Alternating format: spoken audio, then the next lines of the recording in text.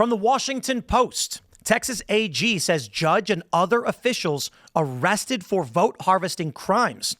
Republican AG Ken Paxton has led an effort to probe alleged voter fraud. Latino leaders and others have criticized the investigation as politically motivated.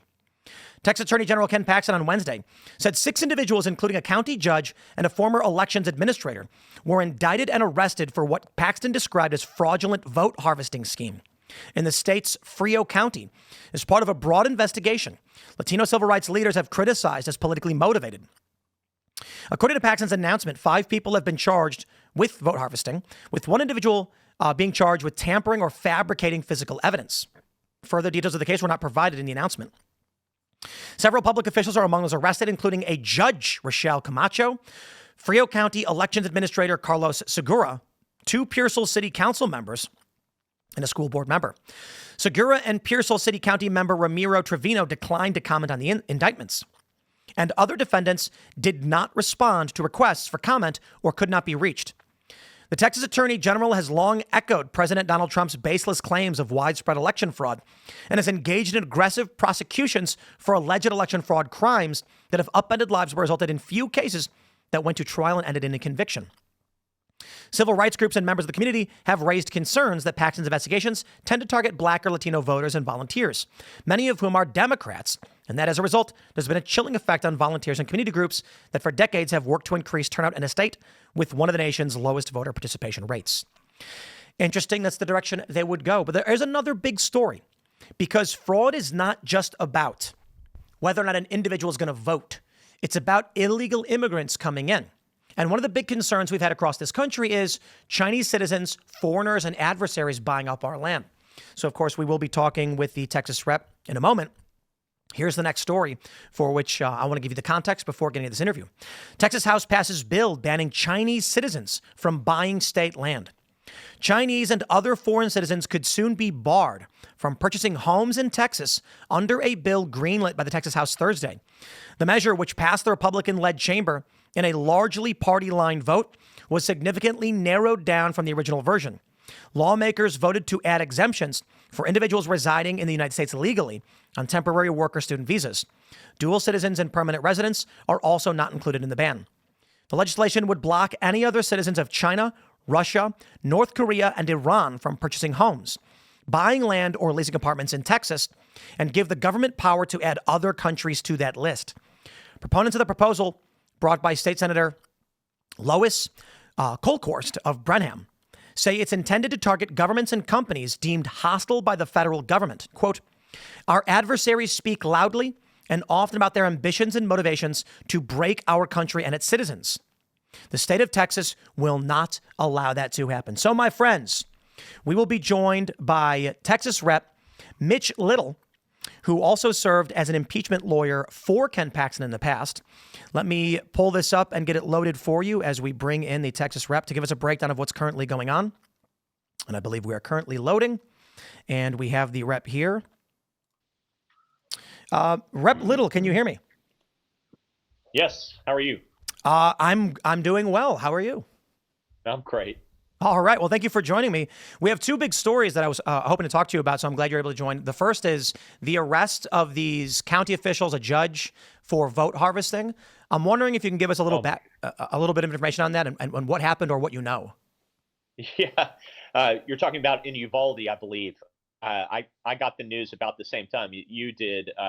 My good friend and fellow freshman Don McLaughlin actually won as a Republican in that district, but it wasn't for a lack of trying of cheating by the Democrats. My understanding is there were a number of county officials who were involved in it too. This just highlights the need for the Attorney General's office in the state of Texas to be re-empowered or reauthorized to prosecute election fraud in the state. It's more pervasive than anyone would have you believe. The Democrats spent a lot of time a few nights ago at around 11:30 at night trying to argue that this is not a thing. It doesn't happen. It very much does. Do you have any specific details on what they're accused of doing or what happened? And if not, they were going to an old folks' home with ballots, handing them out, picking them up, taking them, and there was, as I understand it, it was a pay by ballot scheme. Wow. Like they were giving them however many dollars a name to go over to the old folks' home with ballots and pick them up. Wow. Yeah, I think, we've seen a lot of investigative work on things like this. I believe James O'Keefe had uncovered something like this years ago out of, I think it was Minnesota, a video of a man with stacks of ballots, and he was bragging about how much money he gets paid from collecting these things. Do you think that's more widespread in Texas than just this one case? Well, what are the chances that we caught the one person who's doing it, or that we caught the one ring that's doing it? Of course, yeah. I think, of course, it's going on more than anyone cares to admit. On the Democrat side of the spectrum, they say this isn't a thing; it doesn't happen. On the Republican side, a lot of people will say it. Yeah, maybe it happens, but it's not material. It doesn't affect the outcome of an election. Let me tell you, you're talking about South Texas, and we're talking about literally hundreds, if not thousands, of votes. This is definitely material. It's something we have to keep an eye on constantly. It requires constant vigilance to fight this. Do you think that they're tricking these elderly people or offering them something to get these votes from them?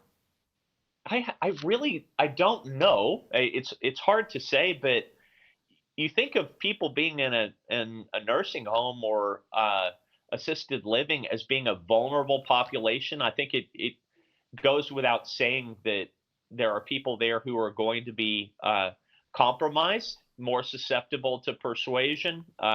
This is not how our electoral process is designed to work. Yeah, wow. There's also concern, when I talk to people about this, the concern is not necessarily so much that illegal immigrants are voting, but that with states like California largely operating as a sanctuary, they have large illegal immigrant populations, which boosts their congressional seats in the census. When they do the census, the population is increased, and for this, they're refusing to deport. Are there other concerns like anything you know of in Texas related to issues like that, based on what's going on with illegal immigration? Absolutely. One of the big things we're working on right now in the state of Texas is bail reform. One of those is around our illegal alien population. It's going to come to the House floor eventually as SJR, Senate Joint Resolution 1, and it's designed to make sure that illegal aliens who commit a certain class of offense are not released on bail in the state of Texas. So we're talking about, Tim, the most violent offenses, plus any offenses involving election fraud. And if you're talking about illegal aliens' participation in the criminal process in Texas, a lot of times we're talking about the worst, most violent offenses, or like in South Texas, they may be asked to participate in some kind of ballot harvesting operation. We're also trying to make sure that any illegal alien that's caught in the manufacture or delivery of drugs in the state of Texas is held without bail. I mean, that sounds good. We've been seeing a lot, especially with Trump, the big story, of course, he's going after Trende Aragua, MS-13. Do you guys have I imagine being Texas, and especially with how the illegal immigration was handled under the Biden administration, you've got a lot of problems with that. Have you guys in the past few months been able to clean this up and change how things have been operating? Well, everything that happens in the legislature is initiated by some major public event. In Dallas, where I'm from, the Dallas area, I represent an area in Denton County. In Dallas, we had a lady who was actually held up by some illegal gang members in her own home, held hostage. You may have heard that Trende Aragua took over an apartment complex in the Dallas area. This is an ongoing problem. One of the issues that we're trying to address through House Bill 17, which was by Cole Hefner, we're trying to fight both state and non-state actors of international criminal influence. So organizations like Trende Aragua, the cartels, are not able to acquire or hold real estate in the state of Texas. You guys, you can't deport, right? Is that my understanding? It's a federal action for deportation? Yeah, it's a federal action for deportation, but also one of the things we're trying to do is kind of force our sheriffs into the 287G regime. I'm sure you're familiar with that, where our sheriffs basically become deputized or empowered to work as part of the federal immigration system to make sure that people that they apprehend are then deported out of the country as part of cooperation with the Trump administration. It's a very important thing. Sheriff A.J. Lauterbach, who's now a state representative, is carrying a piece of that legislation. I definitely want to talk to you about this foreign land thing, but real quick, what's it like since Trump the Trump administration's come in. I mean, during the Biden administration, these videos were insane of the illegal immigration. And now we're hearing that border crossings have dropped by some 95%. It seems like the Trump admin is giving you guys the assistance you need, whereas Biden was fighting with your own state law enforcement. I imagine it's been good. It's a precipitous decline in illegal immigration, which is exactly what we needed. The state of Texas was having to deploy way too many tax dollars and way too much manpower to the border, and still not even making a dent. I mean, we're now this is a much better time safety-wise for the state of Texas. We're seeing way fewer illegal crossings, but the Democrats haven't helped us with that at all either. They are trying to fight us on bail reform. They're trying to fight us on immigration-related measures, and obviously, you probably know we're trying to get our money back from the federal government as well for the $11 billion we expended trying to do the work of the Biden administration they refused to do. Immigration was one of the top issues in the 2024 election and just in general leading up to it. What was the Democrats' argument to you guys, like in Texas, but also federally, to allow the degree of illegal immigration that we saw? How could they justify that? Well, I'm sure you see it where you are. I see it where I am. Everything is empathy driven. It's emotion driven. It's these people are fleeing. They're looking for a better life. They're coming somewhere to start over. We're such a land of economic opportunity. Of course, the nice thing to do is to allow people to come over whenever they feel like it. The problem is that they never get to the natural consequence of the argument, which is Jocelyn Nungaray. So we have Jocelyn Nungaray in Houston, who was raped and murdered by two illegals over the course of 2 hours in Houston under a bridge. Illegals. And her mother, Alexis Nungaray, actually came to my committee in the Criminal Jurisprudence Committee in the Texas House and testified in favor of bail reform, trying to make sure that this can never happen to anyone else again. You cannot separate the empathetic or emotional aspects of illegal immigration from the hardcore reality of the criminal element that comes over here in the United States and the economic impact on services of the people of Texas as well. It's a crazy argument. I mean, even, we've had a lot of these stories. You had Lake and Riley, obviously, as another story. And what we end up hearing from many of these liberal and Democrat activists or politicians is they're all just seeking a better life. It's almost like they're applying some utilitarian view. It's almost like an inverted Blackstone's formulation where they say it is better that several innocent people are raped and murdered than one poor asylum seeker be turned away. And instead of just saying we should not tolerate any degree of murder of our own citizens and exploitation of our economy, they just allow this stuff to happen. But moving on. It's truly toxic empathy is what it is. Yeah. It's, we might do some good for these people over here. If there's one or two people who are raped, robbed, murdered, then maybe we can balance the harm against the greater societal good of making sure that these people can get jobs and have a bank account and buy a house in America. I'm sorry, that's not the bargain the American people voted for. And I think maybe they'd have a semblance of an argument if they said, we're going to change the law to allow it, instead of just, we're going to let a bunch of people in illegally to do whatever they want. The law was an obstacle to the reformatting of the United States. Yeah. And you see that with the Biden administration's lax enforcement of the law. It's because the law is an obstacle to the reimagining of America. And by the time we got to November, thank God, enough people had decided the madness has to end. And we're not interested in the reformatting of America. Thank you very much. We like it the way that it is. I think now a major move we're seeing is from you guys banning Chinese nationals, Russians, North Koreans, adversaries from owning land in Texas. Can you explain to us what the plan there is and what's going on? Yeah, so I think we have just passed out of the House the strongest version of the hostile foreign land ownership bill that is going to exist in the United States. I myself wrote a bill that was modeled on Arkansas's act that that Governor Huckabee Sanders signed into law last legislative session in Arkansas. I think we have an even stronger version of it now. There was a little bit of pushback on, well, what about people who are lawfully here in the United States from China? They're tech workers, they're doctors. Should we allow them to own a house?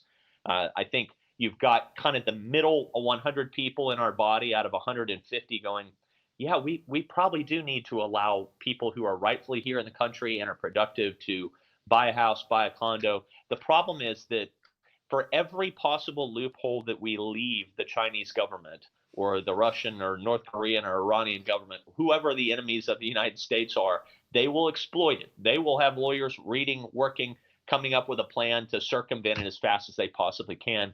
You may be aware that the main thing that initiated this problem was somebody came in and bought 30,000 acres in South Texas up against one of our Air Force bases. Obvious security risk. And so we're not talking about some doctor's condo in downtown Austin here. We're talking about major threats to strategic infrastructure. I think we got a good enough bill off the House floor that is going to prevent some of that garbage from happening again. I think we're going to look back 20 or 30 years from now and go, how could we be so stupid to ever allow Chinese nationals, companies, affiliates, entities to come into Texas and buy our land? Yeah, I mean, hopefully the federal government or other states start to fall in line as well, because there's only so much you can do. You can protect Texas, but if the rest of this country doesn't figure this problem out, then we're going to have a national, which we do. We have a national problem on this. One of the issues is, I was having a debate with this liberal economist. He was talking about how great it was that we have this trade with China that is completely lopsided. He didn't call it lopsided, but he said, Trump's wrong. And I asked him, if we don't manufacture and their labor is cheaper than ours, what will they use our US dollars for after we pay them? And there's two answers. Obviously, they're going to buy oil with the petrodollar, but they're buying US land. They're buying our hard assets from us. Every day we buy cheap goods from them, we are just extracting more of our houses. So one of the concerns I see with this is for the next generation, I'm imagining Gen Z trying to rent an apartment and they're all owned by Chinese nationals, or that could be Russians or Iranians. It's shocking. It's shocking to think that we could get there one day. It's already happening in many respects. We have foreign investors who are acquiring a lot of residential real estate in the state of Texas and elsewhere. I think we need to give, as a party and as a nation, we need to give President Trump latitude to reorder the international trade dilemma that we have with China. It seems like he's already making headway, that we're making advances toward equalizing our economic relationship with China. But you're absolutely right. I think the problem is we know what the right thing to do is, Tim. The right thing is to put China on equal footing with the United States from a trade standpoint, but there's pain to getting there. Yeah. And so all the businesses that depend on cheap labor, cheap goods, and they're more likely to engage in rent-seeking behavior, say, hey, well, we need to use the power of government to make sure everything stays cheap for me. Well, that may be the best for you now, but it's not the best thing for the United States long term. It is one of our challenges. I've seen so many stories from people saying that the tariffs on China was really bad for their small business and now they may go under and it's bad for the economy. The scary thing is, like you said, the pain that gets you to the right place. If we keep taking this cheap labor deal from China, our own laborers can't compete with that cost. The end result that I fear is a simple, tangible one is 22-year-old goes to rent an apartment and it's a building owned by China. Literally the Chinese Communist Party through a subsidiary. We can never allow that to happen. We can never allow that to happen. I mean, you think about what the bedrock, the cornerstone of wealth creation, the engine of wealth creation in the United States is home ownership. We need to make sure that our young people have a future opportunity that we and our parents had to be able to carve a life out for themselves. We cannot be as dependent on China today as we are. But it's so insanely hard right now. And, so you're mentioning these loopholes. For every loophole you leave, they're going to exploit. The challenge I see with this bill is what's to stop so the Chinese Communist Party says we want to own land near a military base, or we want to own large swaths of farmland, control the food production in the U.S. So They hire some, they dish it out to some run-of-the-mill Chinese citizen. He forms an LLC or a C Corp or something. The corporation buys it, and it's an American corporation. And so it is only one layer. But how do you stop these shell companies? The interest is still there, but they're going to find ways to hide it. That's a great question. So I think we've got a good enough statute where we're going to be able to capture those entities where there is maybe limited partnership participation that's significant to a level of control. So we drafted that bill with that issue specifically in mind. But Tim, that whatever we do, there's always going to be a counter move. You may or may not be aware that with regard to Chinese entities or Chinese ownership, the government owns what are called golden shares. They don't even appear on the capitalization table of the company, the ownership table. Wow. They might have what's called one golden share. It means the country, China, owns it. They can take it whenever they want. So one of my big concerns, actually, Tim, was that eventually the Chinese are going to start using American citizens as a cutout. That the American citizens will essentially do business with China as their proxy or their affiliate and hold it on their behalf. And that is a huge concern. You'll never believe the loophole that was in the Senate bill that came over to us. They had an exception for leases shorter than 100 years. And so can you imagine? It might as well be no bill. You might as well own it in fee simple, because now if you got a 99-year ground lease, you own the improvements, and you say, oh well, I don't own the land. You functionally own the real estate. So we were able to amend that thing out of there. This is going to require constant diligence on behalf of state governments, the state of Texas, other states, to prevent China from expanding its influence here. This golden share thing you're describing. So I've never heard this. This is crazy. So basically, and it makes sense. So how does this work? Is it like? So you've heard of Jack Ma, for example, right? Yeah. But he's a Chinese billionaire. Well, and you may remember a couple of years ago, Jack Ma just disappeared for about 6 months. Yep. Well, every Chinese business. So whether it's a publicly traded entity or a private entity, most of them are controlled by, or probably all of them to some degree, are controlled by the CCP. So you have no real transparency into the financial inner workings of those businesses. So you think about an American investor investing in China, you have no transparency from an audit standpoint of what's going on financially in that entity. And at the end of the day, because of this golden share concept, the CCP owns the company. They can take it whenever they feel like it. They can nationalize it, shift the ownership, shift the purpose of the business. There's no certainty at all. So it's also kind of crazy to think this also lends to when these Chinese interests are buying American land, which has been a huge concern all over the country. We look at it on paper, and we're going to see either an American corporation that owns it, and that corporation is wholly owned by a Chinese national. But then China's going to have their own version of the books outside of U.S. law, where they say, sure, this guy owns that company, but we, the CCP, own him and his company. So we are actually secretly in control of all this farmland and land near military bases. Absolutely. It's the same thing that's going on in offshore entities in the Caribbean, same thing that's going on in Panamanian entities that are used for money laundering. There's going to be just a base level of opacity where you cannot see who owns the entity or who controls it.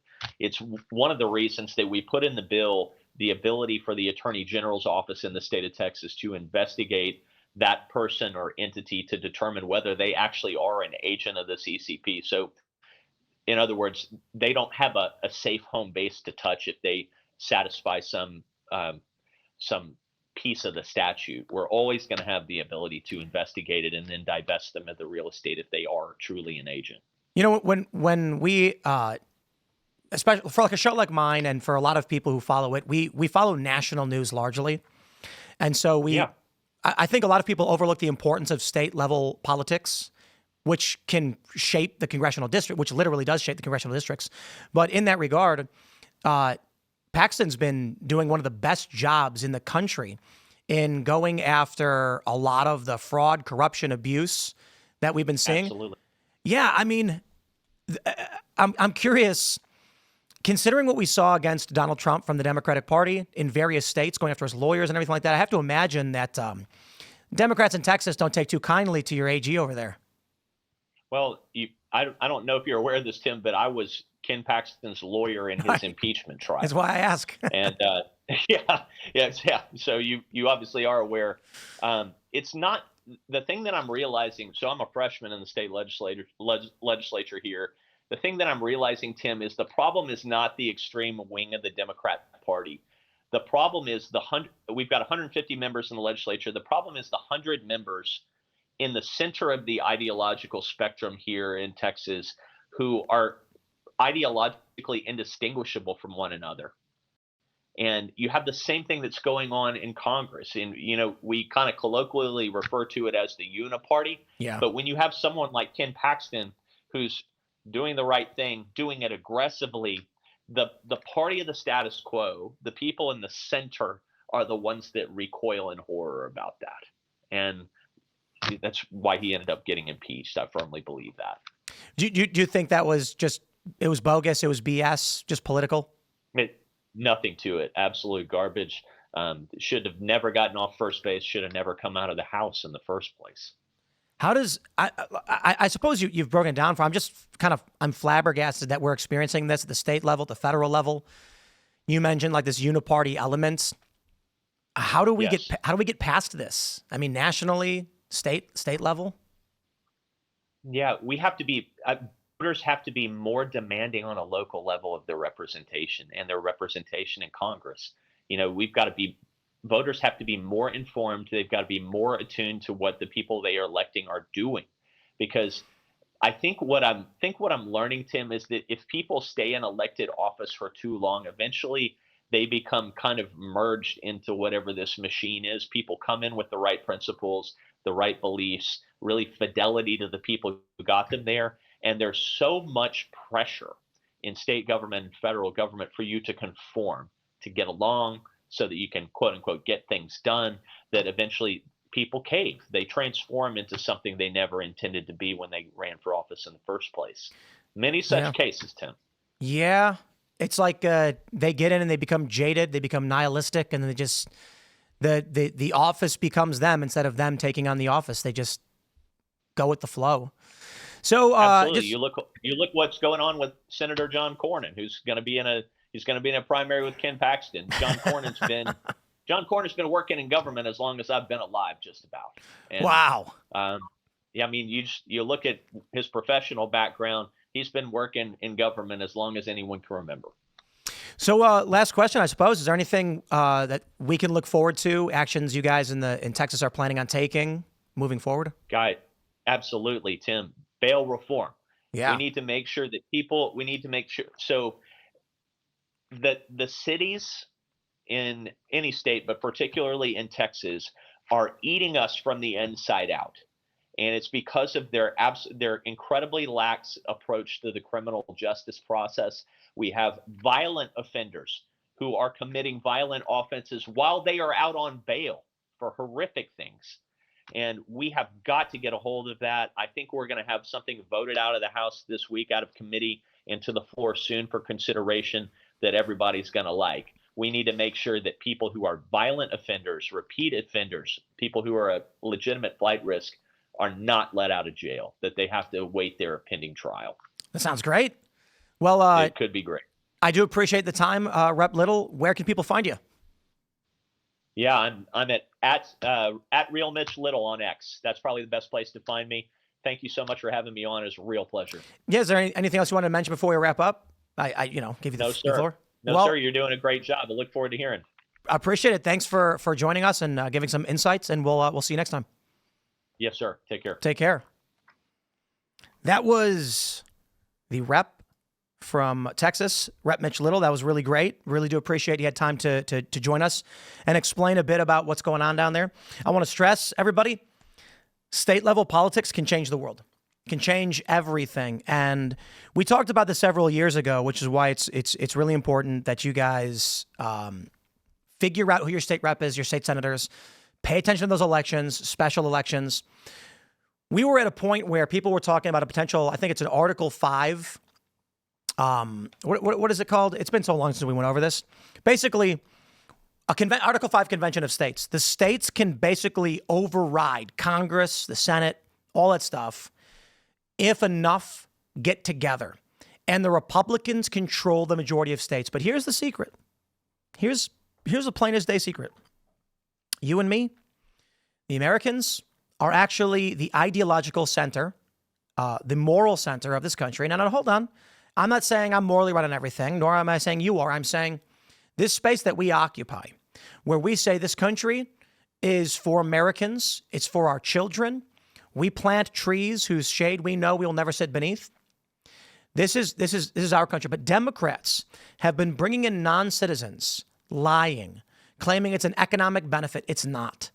They do it so that when the census comes around every 10 years, they get extra electoral college votes. Then they get to vote for the president. And then we look at the votes and we're like, how is it that the Republicans didn't win this time? Because Democrats gave themselves 5 extra votes. How about in Congress? Man, Trump won a popular mandate, but we only get a two-seat majority in the Republican Party? How is that possible? Because Democrats have probably 10 extra seats because they bring illegal immigrants into this country. Then census counts them, and congressional seats are drawn up based on the total population size, not citizenry. You want to change that? We need to win at the state level.